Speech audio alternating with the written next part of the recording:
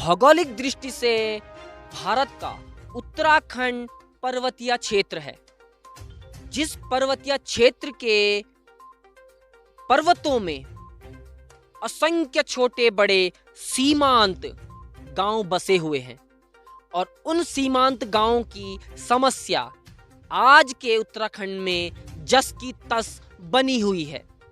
नमस्कार, मैं हूं सागर सुनार और आप सभी मेरे साथ देख रहे हैं धरातल जनमुद्दों की बेबाक आवाज गूंजेगी राजधानी तक, जिसके लिए करना होगा आपको केवल एक शेयर। तो आज मैं आया हूं टिहरी जिले के सबसे सुदूरवर्ती सीमांत क्षेत्र पिनस्वाड़ में, जहां के युवाओं के आग्रह पर हम आज यहां पर पहुंचे हैं और जानेंगे यहां की क्या है मूलभूत समस्याएं और क्यों आज भी ये क्षेत्र दुर्गम क्षेत्र कहलाता है और क्यों सीमांत होने के कारण आज भी इस क्षेत्र में कई समस्याएं जस की तस बनी हुई है। पिनस्वाड़ ग्राम सभा है, क्या क्या इसके मूलभूत जो समस्याएं हैं इनसे बात करते हैं। जी बड़ा जी, क्या क्या समस्या आपका गाँव में? टावर है नहीं, स्कूल की भी वैसी है और बिजली भी वैसी आती है और जो अस्पताल की भी है ही नहीं है। यहाँ जो है बहुत समस्या है। अच्छा, जन कोई गांव में बीमार हो तब क्या करना पड़ता है? हाँ, तो बहुत दूर ले जाना पड़ता है, तो गाड़ी बुक करना पड़ता है। अच्छा, आजकल तो गाड़ी जा सकती, लेकिन जब बस काल तब काल में तो कहाँ जाएगी गाड़ी, रोड भी लोग होती है तो कहाँ ले अब आप लोग हॉस्पिटल कौन जाना? तो तनी जाना और क्या, पैदल जाना। अच्छा, मैं कुछ नौजवानों से बात करूंगा। ये यहाँ पर जो स्कूल है, यहाँ पर स्कूल कितने तक क्लास तक चलता है? जी भाई, हाई स्कूल तक है यहाँ पे। और जब इंटर करना होता है बच्चों को, उसके बाद तो ये मान लो अब हमको सीधा 20 किलोमीटर दूर जाना पड़ता है। और उसमें गांव वाले एग्री हो जाते हैं भेजने के लिए? काफ़ी सारे लोग तो हाई स्कूल में ही छोड़ देते हैं बच्चे लोग, क्योंकि दूर दराज उतना खर्चा नहीं हो पाता है, उसकी दिक्कतें हो जाती है। जैसी बेटी है वो नहीं जा पाती है।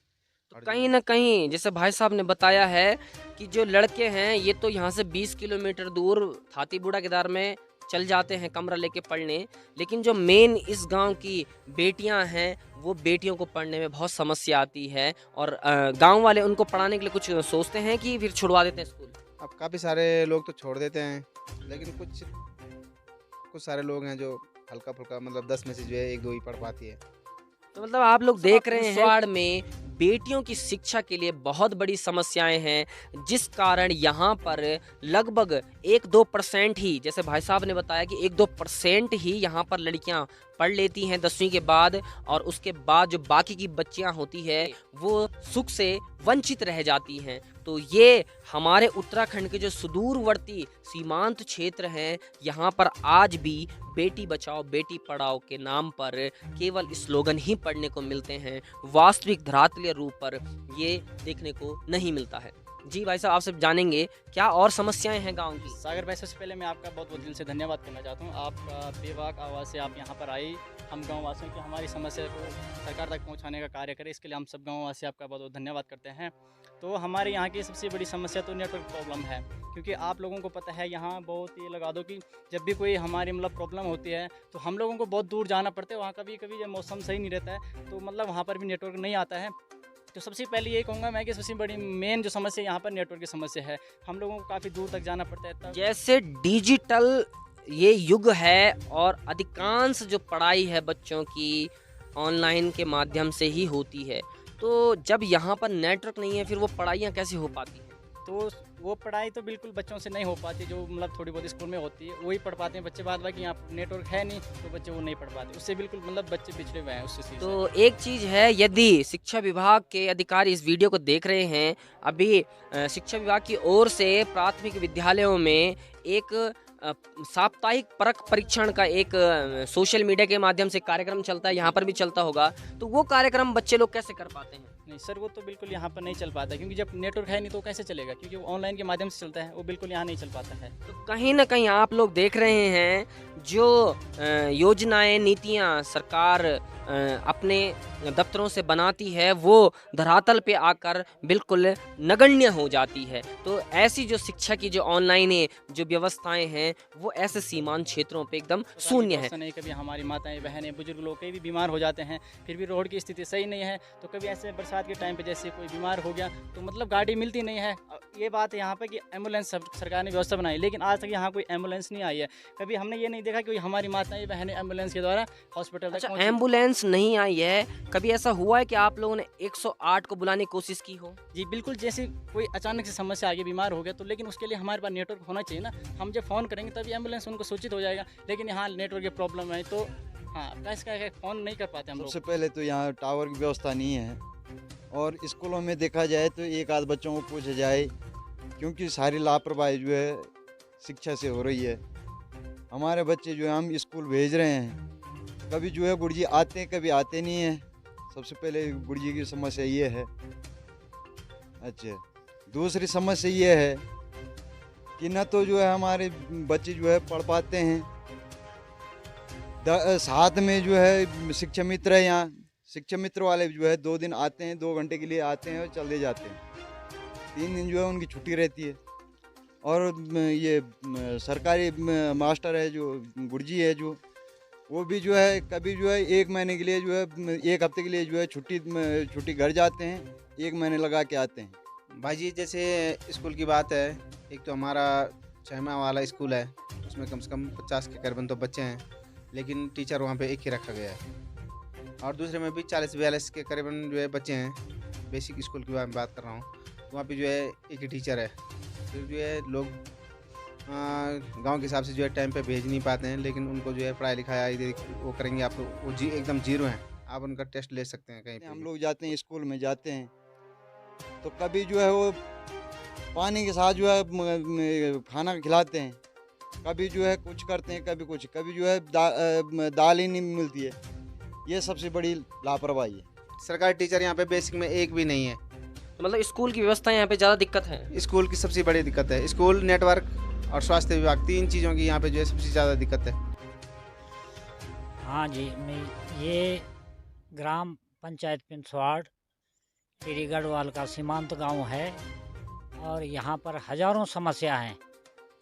इस समस्या का समाधान अभी तक किसी सरकार ने पूरा नहीं किया, जो कि हमारे गांव से कोई भी व्यक्ति अभी तक कोई सरकारी कर्मचारी नहीं है, और अपने जो है पशुपालन से अपने जीवन यापन करते हैं, और पशु पालते हैं, खेती बाड़ी है, उसको जो है जंगली जानवर नष्ट कर देते हैं। आपको नहीं लगता है कि सरकार की तरफ से सभी योजनाएं चल रही है दूर दूर के लोगों के लिए, तो वो योजनाएं यहाँ पहुँच रही है कि नहीं पहुँच रही है? यहाँ पर जनता को जो है उस योजना का कोई अता पता नहीं है कि ये योजना कहाँ खर्च हो रहे और कितना योजना आ रहे और कहाँ खर्च हो रहे, ये जनता जो है इसके बारे में कोई जागरूकता नहीं है। यहाँ पर कोई राशन टाइम से राशन भी नहीं उपलब्ध हो रही, योजना भी नहीं उपलब्ध हो रही। तो राशन के लिए आप लोगों ने डीलर से नहीं कहा है कि हर महीने राशन क्यों नहीं आती है?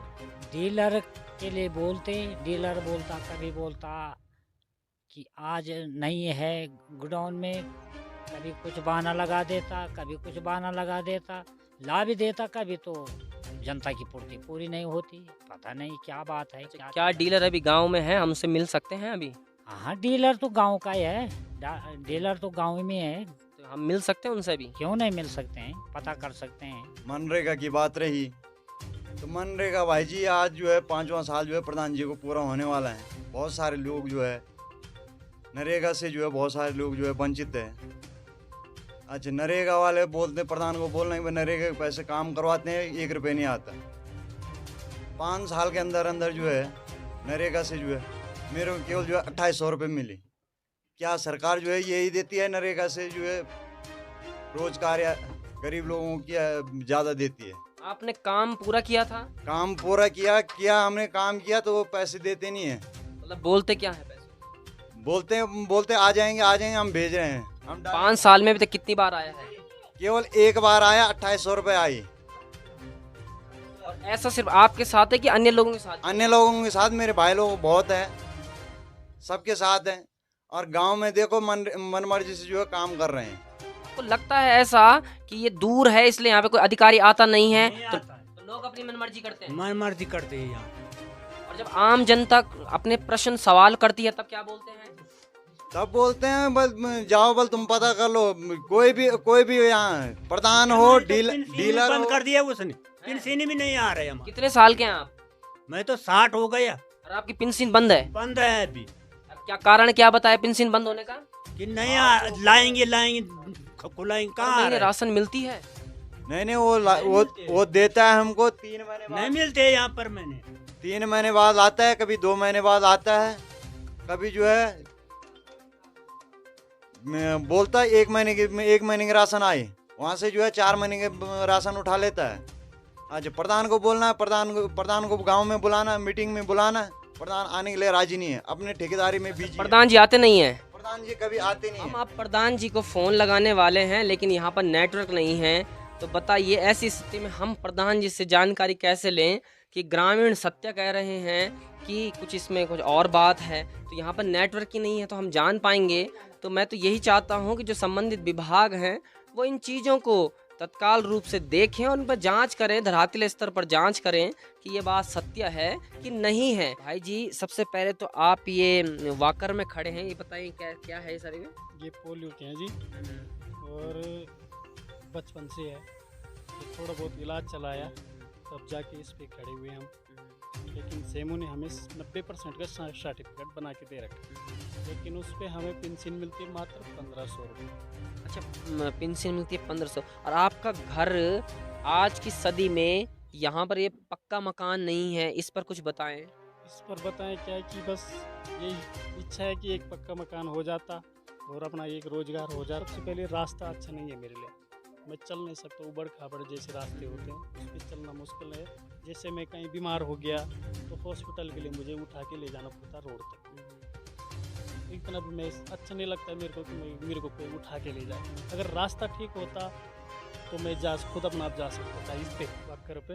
और ऊपर से ये है कि सरकार से या भाई लोगों से यही उम्मीद है कि मेरे को कोई पक्का मकान का कोई जुगाड़ बना अच्छा के दे। मकान जैसे सरकार द्वारा विभिन्न योजनाएं चलती है, अटल आवास योजना की, इंदिरा आवास योजना की, तो ये आप लोगों को मिली नहीं है अभी तक? ना मेरे को तो मिले ही नहीं। ऐसा क्यों? कभी आपने अपने जनप्रतिनिधियों को बोला है? क्यों नहीं बोला, 1000 बार बोला है, लेकिन बोलने से भी नहीं होता। लेकिन खुद देख भी रहे हूँ कि इसकी समस्या है, लेकिन जिनके पास सब ठीक ठाक है उसको मिलता है, हमारे पास कुछ नहीं तो हमको कुछ नहीं मिलता। हमारा तो दिन हो गया, हम 60 के पास चले गए, लेकिन अब भावी पीढ़ी का जो है हमको बड़ी चिंता है, बड़ा दुख है कि हम तो गए लेकिन हमारी भावी पीढ़ी कैसी जा रहे हैं ऐसी, बिना रोजगार की हैं, बिना कहीं जो है कोई मतलब कोई भी यहाँ पर अनेकों परेशानी है। और संचार की व्यवस्था के लिए कई बार जो है लड़ रहे हैं, उसको भी जो है बोल रहे हैं आप करते हैं, तब करते हैं, ये करते हैं, सो करते हैं,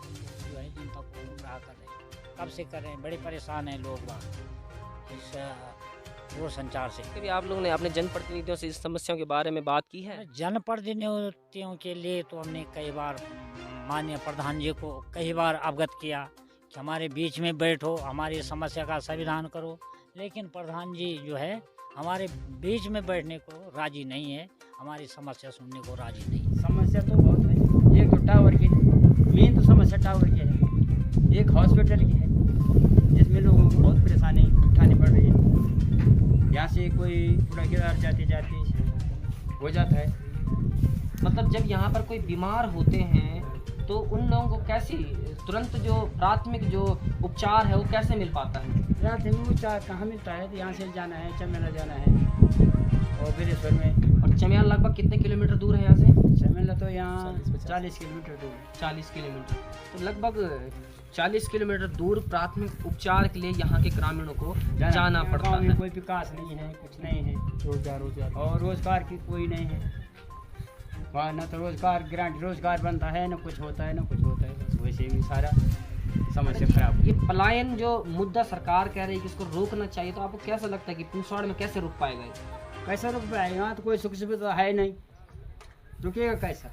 लोगों ने जाना है इधर उधर, कोई कर्मचारी नहीं है गांव में, कोई बोलने चालने वाला नहीं है, हम जैसे कि तैसे रह गए। ग्राम सभा पिंसवाड़ का ये शायद एक ऐसा परिवार है जो सबसे ज़्यादा समस्याओं से जूझ रहा है, और इन स्थितियों पर कि जहां पर सरकार की विभिन्न योजनाएं हैं, जैसे इंदिरा आवास योजनाएं हैं, अटल आवास योजनाएं हैं, या गारंटी रोजगार संबंधी योजनाएं हैं, इन चीज़ों का लाभ ऐसे परिवार को नहीं मिल रहा है। तो आप स्वयं ही कमेंट में बताएं कि ये समस्याएं क्या वास्तव में जन समस्याएं हैं कि नहीं हैं, क्या इनका निराकरण होना चाहिए कि नहीं होना चाहिए। तो आप सभी ने देखा हमारे साथ कि ग्राम सभा पिंसवाड़ की जो जन मुद्दे थे वो हमने आप लोगों को दिखाने की कोशिश करी। आप देख रहे हैं धरातल जन मुद्दों की बेबाक आवाज़। कैमरामैन दिनेश के साथ मैं सागर सुनार। धन्यवाद।